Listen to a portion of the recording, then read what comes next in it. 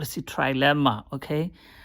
Now I want to create this as a conversation between two people. Okay, Mr. Wu and Mr. Ang. Okay. Now Mr. Wu is going to ask Mr. Ang about this term, and Mr.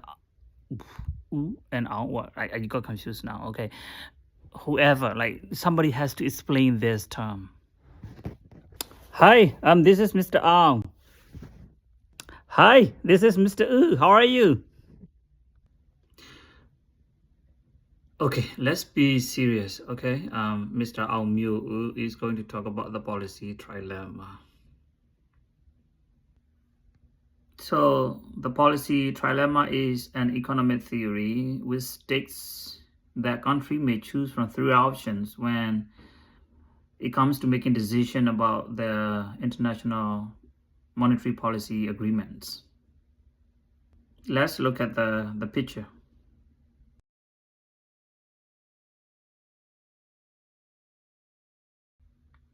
As you can see, the picture has three elements, right? And at the top, what do you have? We have free capital mobility. Free capital mobility. And at the bottom, we have exchange rate management and monetary autonomy.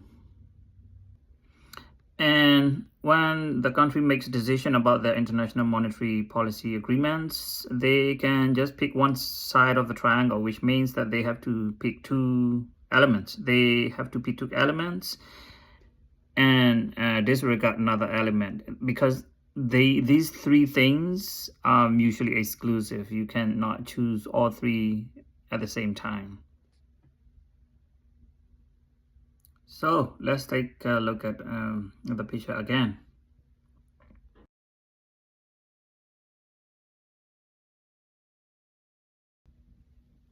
Now, why can't a country cannot have these three goals at the same time?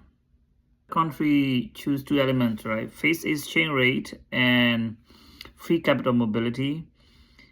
They cannot have independent monetary policy anymore, because if investors move capital in and out of the country freely, the central bank or the government has to intervene in the exchange rate. Otherwise, it will disrupt the economy. So they cannot set the domestic finance independently.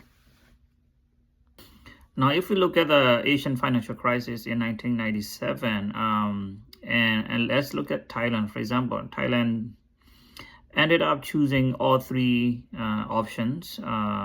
Face exchange rate, because they peg Thai baht against US dollars.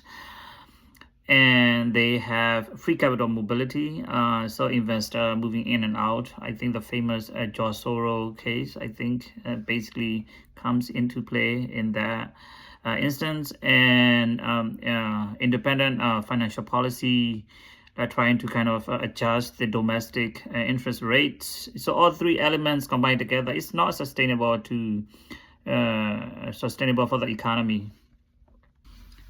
Well, advanced countries prefer free capital mobility and independent financial monetary policy, because that's okay for them, for advanced countries. But for developing countries, it's difficult to have free capital mobility and independent financial policy without fixed exchange rate. Usually most countries now they use floating exchange rate, because they have a range of exchange rate where the exchange rates can fluctuate, just to adjust for the